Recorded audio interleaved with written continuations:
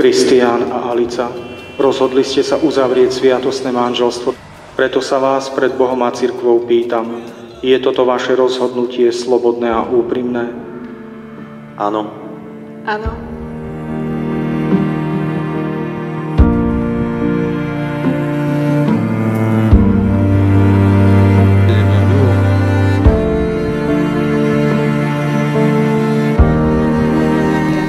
Rozhodnutie spojiť dva životy je veľký čin.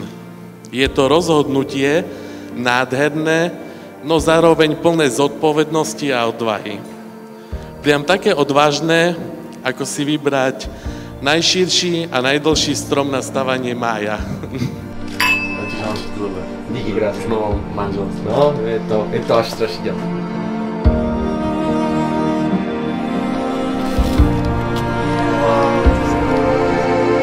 Ja, Kristián, beriem si teba, Alica, za manželku a sľubujem pred všemohúcim Bohom, že ti budem verným manželom a že ťa nikdy neopustím. Ani v šťastí, ani v nešťastí, ani v zdraví, ani v chorobe a že ťa budem milovať a ctiť po všetky dni svojho života.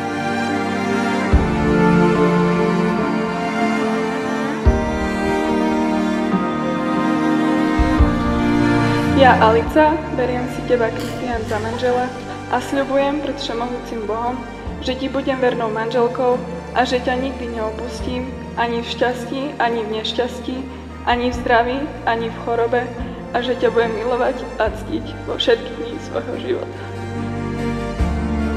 A ja v mene Svätej Cirkvi potvrdzujem, že ste uzavreli sviatostné manželstvo.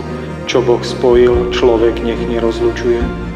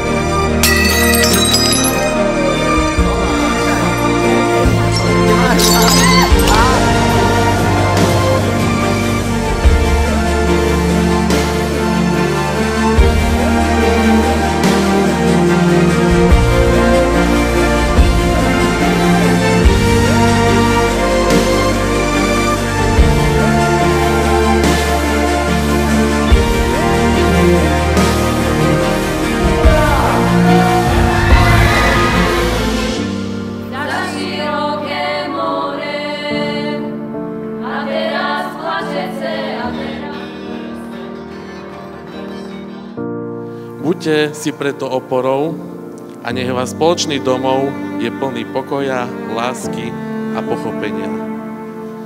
Dnešný deň je len o vás dvoch a preto si neváhajte užívať každý okamih tohto úžasného a špeciálneho dňa, ako sme videli aj teraz pri príchode.